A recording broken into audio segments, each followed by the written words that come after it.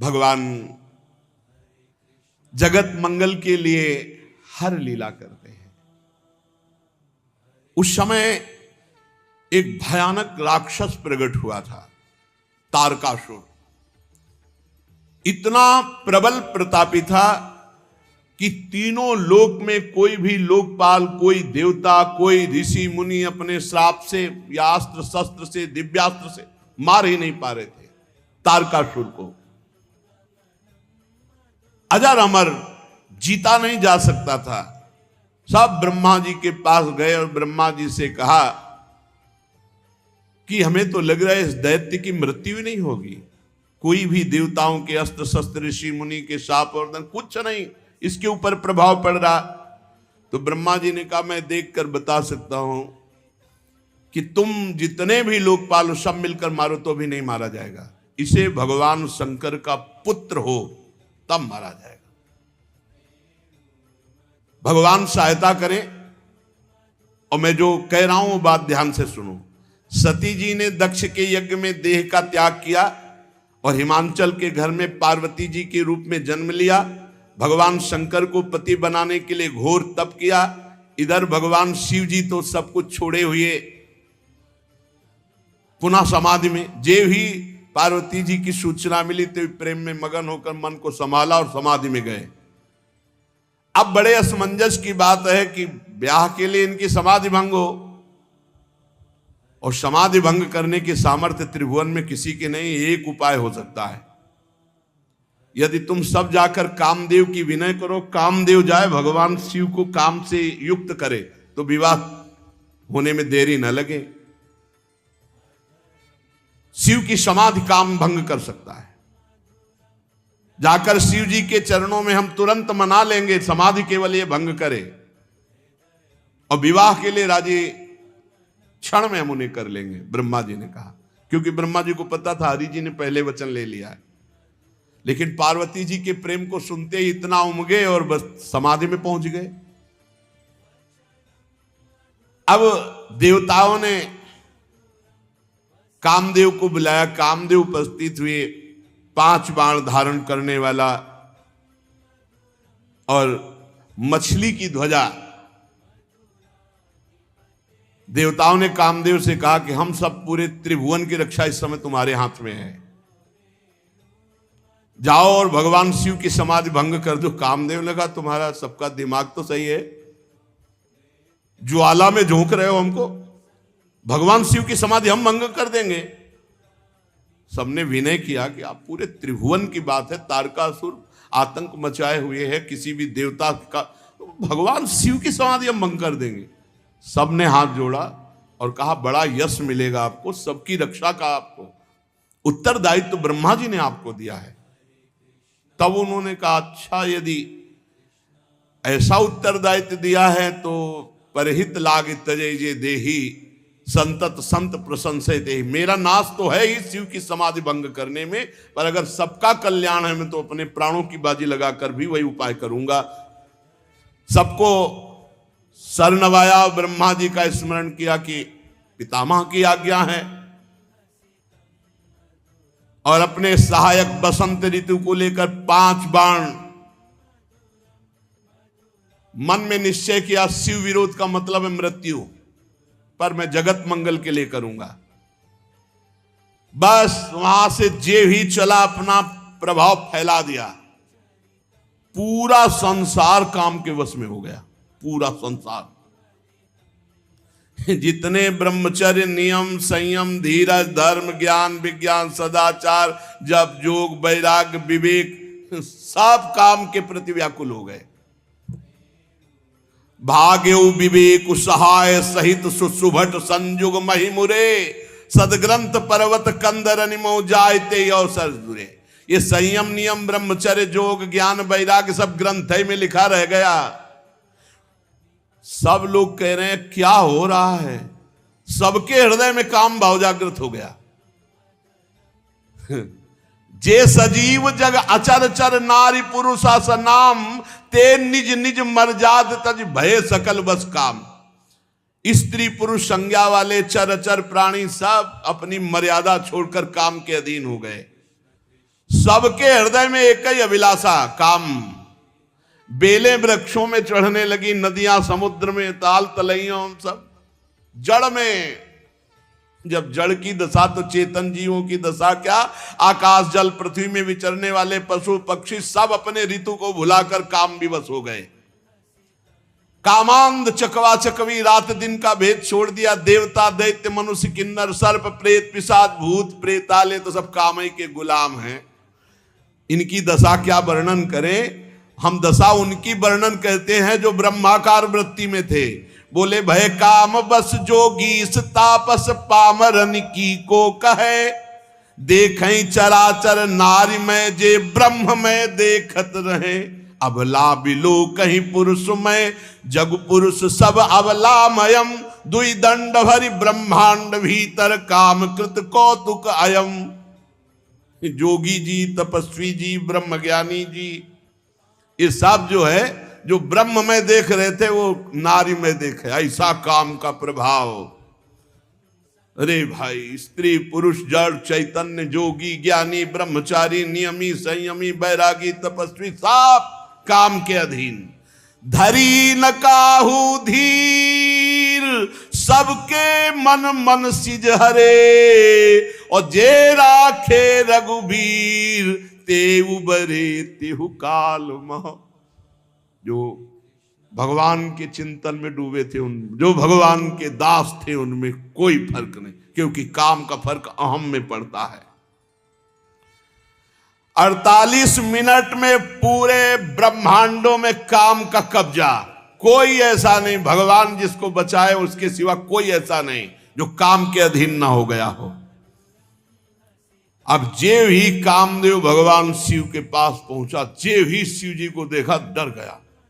शांत स्वरूप भगवान के ध्यान में निमग्न समाधि।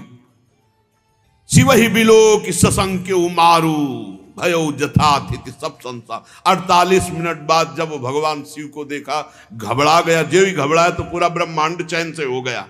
काम घबराए तो ब्रह्मांड चैन से, और काम अगर घबराए ना तो पूरे ब्रह्मांड को बेचैन कर दे। अब जैसे कोई नशा उतर जाए ऐसे उतर गया सबके। ये क्या हो रहा था अभी 48 मिनट तक। महाभयंकर भगवान शिव को देखकर थर थर कांपने लगा कि कैसे इन पे बाण संधान करें। आखिरकार उसने कहा वापस तो लौटेंगे नहीं, भगवत कार्य के लिए आए हैं, ब्रह्मा जी का आदेश है, मरना तो पक्का है। बसंत ऋतु से कहा प्रकट करो अपना प्रभाव। मलय मारुत को कहा शीतल मंद सुगंध वायु, वन उपवन सब सुंदर। अप्सराओं से कहा सामने हम नहीं रहेंगे, पीछे से नृत्य करो, पीछे से। ऐसा जाल रचा कि योग योगिंद्रों मुनिंद्रों के गुरु हैं भगवान शिव। जितनी काम की ताकत थी, सकाल कला कर कोटि विधि हारे सेन समेत, चली ना चल समाधि शिव कोपिव हृदय निकेत। सब कला कर लिया, कुछ फर्क नहीं पड़ा भगवान शिव की समाधि में। वो अपने ही स्वरूप में। बहुत क्रोध आया काम को कि जिस काम के लिए आया वो तो काम ही नहीं बना। सामने एक वृक्ष, बट वृक्ष के नीचे भगवान शिव दूर। कितना दूर आपने कल सुना? 75 योजन दूर। 75 योजन दूर एक आम के वृक्ष की डाल में छिपकर 5 बाण का संधान करके भगवान शिव के ऊपर एक साथ छोड़ा।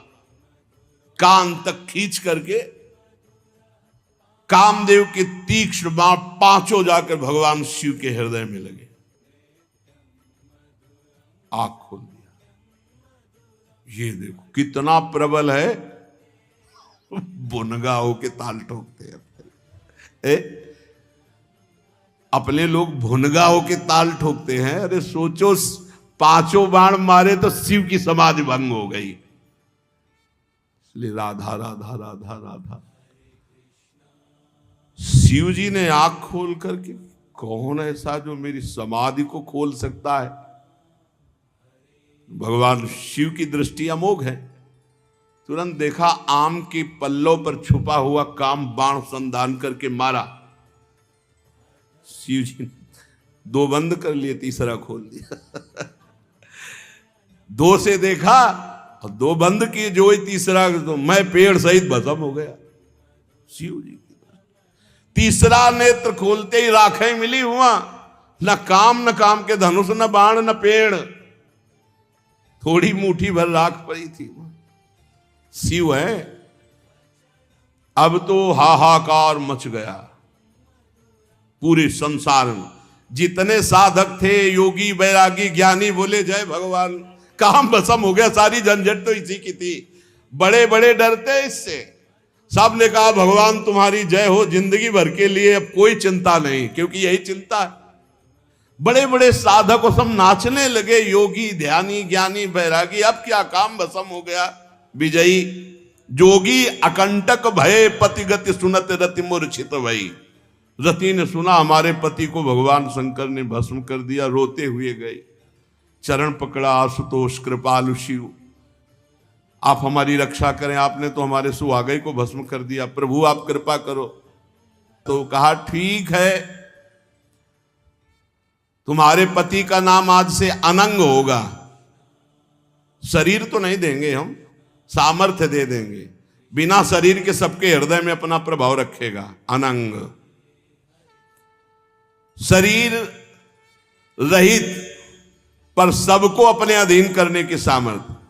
और शरीर से तुम मिलोगी जब जदुवंश कृष्ण अवतारा, होई ही हरन महामही भारा।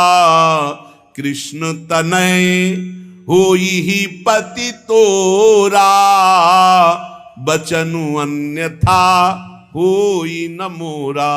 जाओ इंतजार करो, जब भगवान द्वापर में कृष्ण रूप से अवतरित होंगे तो उनके पुत्र प्रद्युम्न के रूप में तुम्हारा पति शरीरधारी, तब तुम मिलोगे। अभी तो अनंग रूप से रहकर पूरे जगत पर शासन करेगा। रति प्रसन्न होकर भगवान शिव की कृपा मनाती हुई चली गई। अब देवताओं ने सब समाचार सुना, सीधे बैकुंठ पहुंचे।